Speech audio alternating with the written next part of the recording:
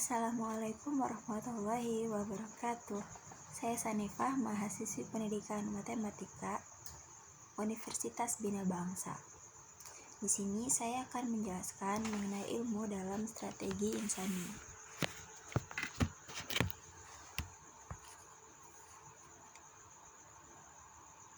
Nah, yang pertama ada moral. Nah, moral adalah istilah yang digunakan untuk menentukan batas-batas dari sifat, kehendak, pendapat atau perbuatan yang secara layak dapat dikatakan benar, salah, baik, dan buruk. Kemudian ada 3 tahap perkembangan moral. Yang pertama yaitu level prekonvensional. Nah, pada tahap ini yang pertama ada punishment and obedience, yaitu alasan seseorang patuh adalah untuk menghindari hukuman. Yang kedua yaitu instrument and relative orientation, yaitu perilaku atau tindakan benar karena memperoleh imbalan. Jadi nah, pada tahap pertama ini ada di tahap masa kanak-kanak, dimana di yang punishment ini gitu, seorang anak kecil gitu patuh gitu terhadap orang tuanya ataupun patuh terhadap gurunya karena dia itu takut gitu terhadap hukuman.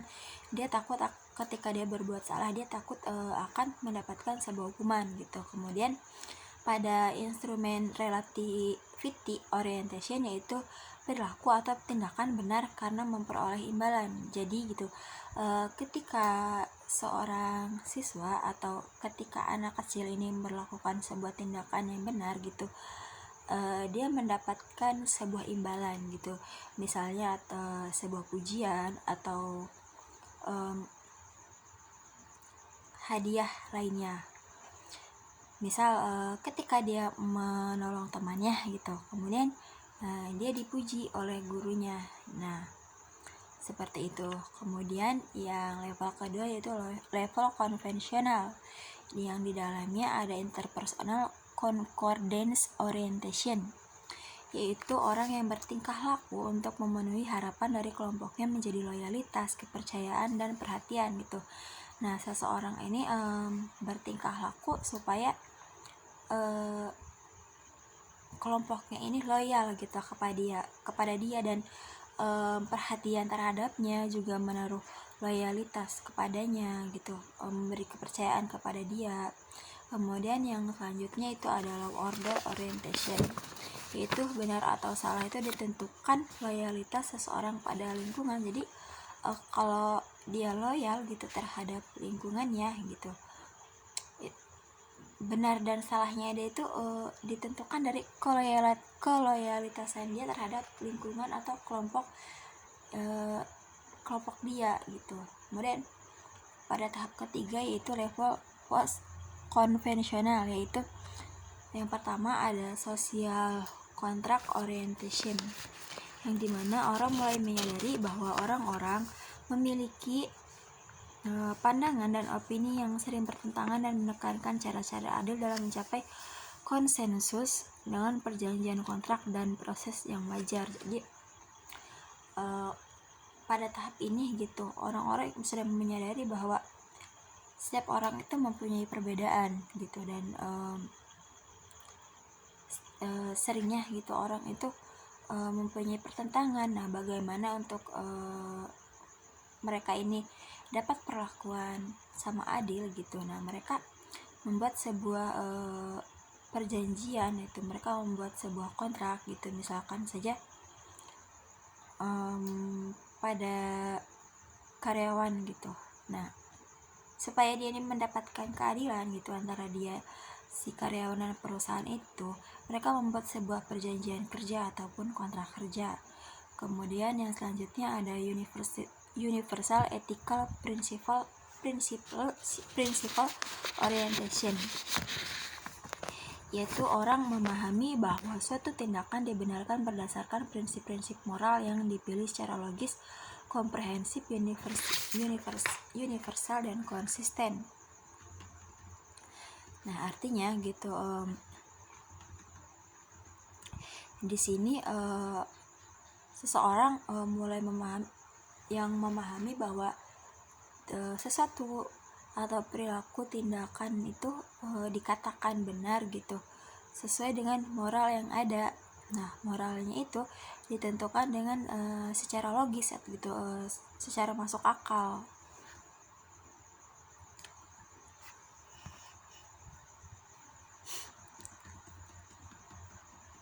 Kemudian di sini ada sifat-sifat ilmu, diantaranya yaitu empiris, artinya adalah kesimpulan yang didapatnya harus dapat ditundukkan pada verifikasi panca indera manusia. Kemudian yang kedua yaitu sistematis, fakta yang relevan itu harus disusun dalam suatu kebulatan yang konsisten. Kemudian yang ketiga yaitu umum, artinya harus dapat dipelajari setiap orang, tidak bersifat esoterik, artinya gitu ilmu itu bisa dipelajari oleh siapapun. Kemudian yang keempat yaitu akumulatif, kebenaran yang diperoleh selalu dapat dijadikan dasar untuk memperoleh kebenaran yang baru, sehingga kebenaran yang dia dapat ini bisa dia jadikan atau bisa dia jadikan dasar untuk dia bisa menemukan ilmu yang baru lagi, seperti itu.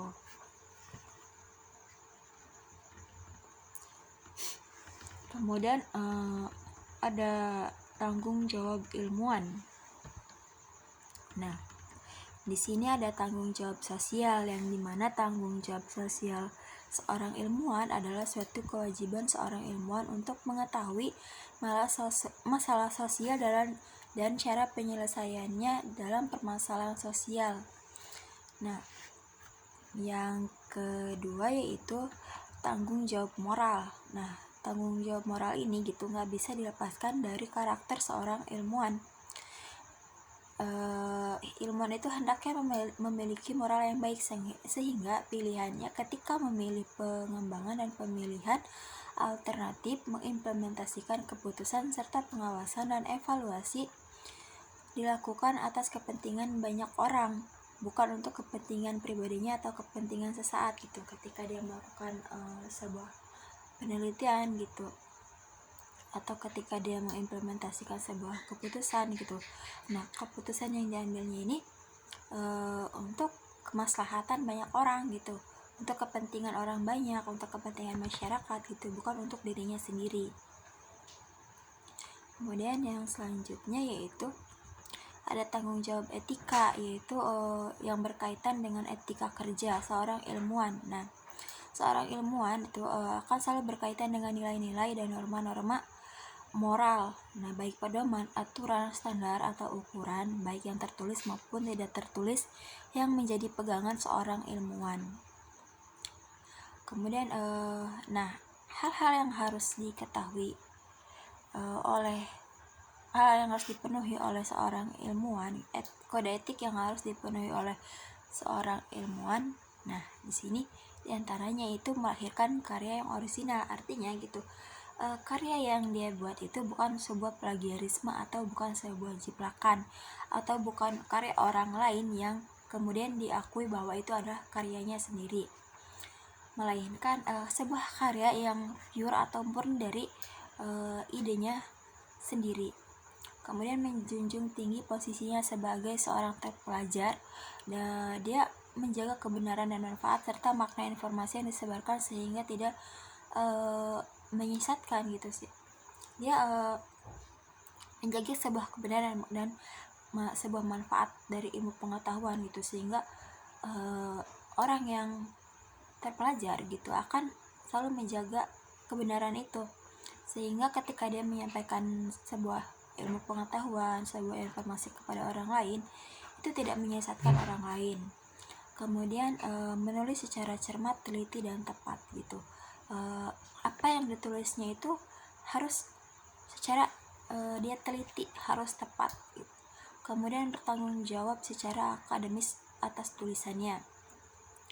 Kemudian memberi manfaat kepada masyarakat pengguna. Jadi pengetahuan atau ilmu yang dimilikinya ini harus bermanfaat untuk masyarakat, tidak hanya untuk dirinya sendiri.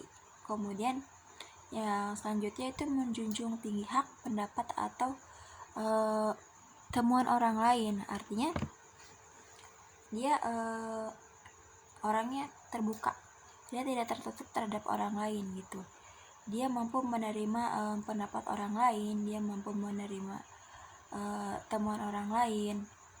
Kemudian menyadari sepenuhnya bahwa 3 pelanggaran kode etik berakibat pada hilangnya integritas penulis jika melakukannya. Nah, dia sadar ketika dia melakukan 3 pelanggaran kode etik bahwa integritas dia sebagai seorang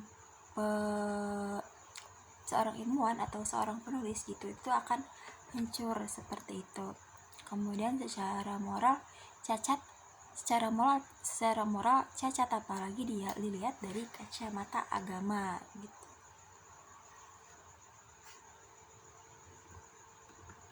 Kemudian ada ciri ilmuwan.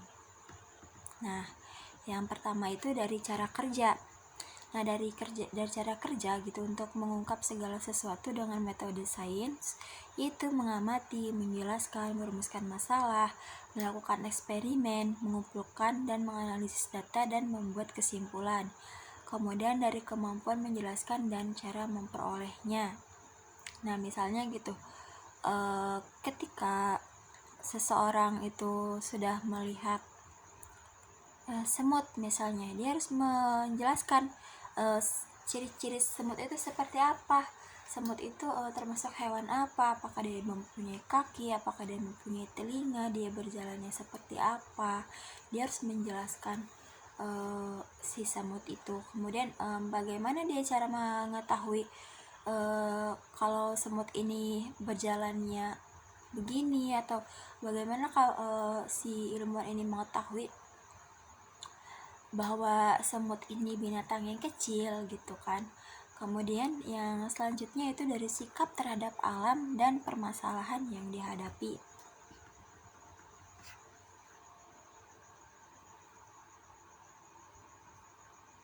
Nah, kemudian ada sikap yang harus dimiliki seorang ilmuwan, diantaranya itu hasrat ingin tahu yang tinggi. Nah, seorang ilmuwan itu harus mempunyai rasa ingin tahu yang tinggi gitu. Bagaimana dia akan menjadi seorang ilmuwan kalau dia nggak mau tahu kan, seperti itu. Kemudian tidak mudah putus asa gitu. Nah, ketika gitu seseorang sudah mempunyai rasa ingin tahu yang tinggi gitu, tapi ketika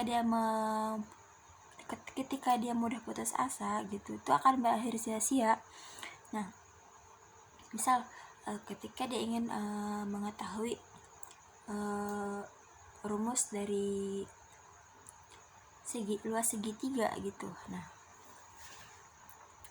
misal ada peserta didik yang ingin mengetahui luas sebuah segitiga. Nah, dia ingin tahu nih, tapi ketika dia sudah mencoba ingin tahu gitu, mencoba menghitung luas segitiga tersebut gitu, dia mengalami kesulitan gitu. Nah, ketika dia putus asa gitu, tidak menemukan luas segitiga tersebut gitu, ya sudah gitu, akan berakhir sia-sia gitu keingintahuannya. Dia tidak akan mencari tahu lagi.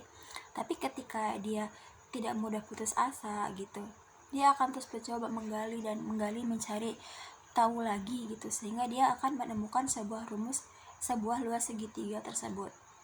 Kemudian terbuka untuk dikritik dan diuji gitu. Nah, jadi misal ada seorang siswa melakukan sebuah penelitian, ternyata dia ini mempunyai kekurangan ini dan ini, kemudian dikritiklah gitu oleh gurunya, diujilah oleh gurunya ataupun oleh teman-temannya. Dia tidak marah gitu, dia menerima, kemudian dia mengevaluasi dirinya dari kritik tersebut, kemudian menghargai dan menerima masukan. Nah, yang tadi itu ya, ketika dia dikritik gitu, ketika seorang siswa gitu melakukan sebuah penelitian gitu, kemudian dikritik, dia menghargai gitu kritikan tersebut, dia menerima masukan dari gurunya gitu, dari temannya.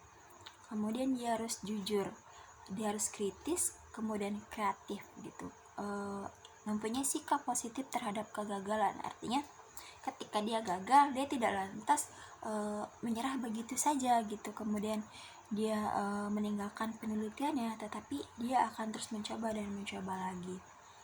Kemudian rendah hati gitu. Nah, ketika siswa atau peserta didik itu berhasil dengan penelitiannya gitu, dia tidak sombong, dia tetap rendah hati. Kemudian hanya menyimpulkan dengan data yang memadai.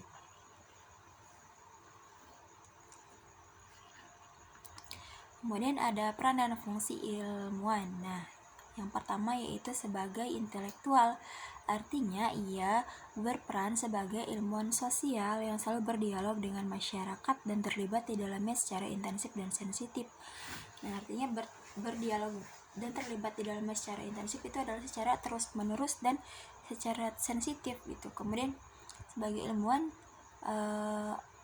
ilmuwan, dia akan selalu mencoba berusaha untuk memperluas wawasan secara teoritis, memiliki keterbukaan terhadap kemungkinan dan penemuan baru dalam bidang keilmuan. Nah, dia akan selalu mencoba berusaha memperluas ilmu pengetahuannya. Dia tidak mudah berpuas diri terhadap ilmu yang dimilikinya sekarang, tapi dia akan selalu mencoba menambah dan menambah lagi ilmu yang baru gitu. Kemudian sebagai teknikus, nah ia akan tetap terus menjaga keterampilannya dan selalu menggunakan instrumen yang tersedia dalam disiplin ilmu yang dikuasainya gitu. Ketika dia sudah mempunyai keterampilan, dia akan terus menjaga dan mengolah lagi keterampilan yang dimilikinya dalam menggali sebuah ilmu.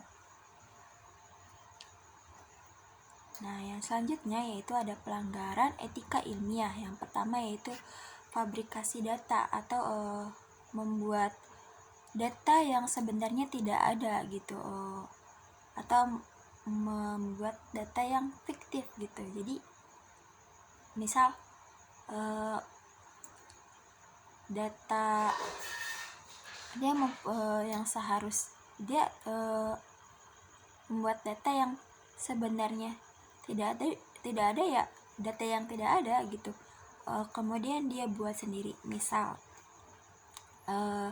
mahasiswa yang melakukan sebuah penelitian gitu ya. Nah, karena dia malas gitu ya untuk mencari tahu gitu sebuah data, dia buatlah data itu sendiri. Misalkan menyebar kuesioner gitu ya.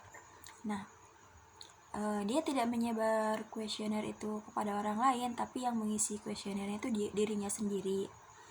Seperti itu. Kemudian ada klasifikasi data, yaitu mengubah data sesuai dengan keinginannya, terutama agar sesuai dengan kesimpulan yang ingin diambil dari sebuah penelitiannya. Jadi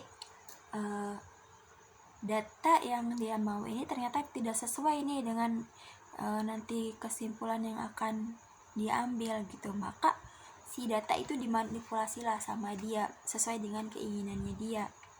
Misal yang seharusnya datanya ada seharusnya 50 gitu kan ya, dia inginnya 70 gitu. Nah, dia ubahlah sendiri si angka itu menjadi 70.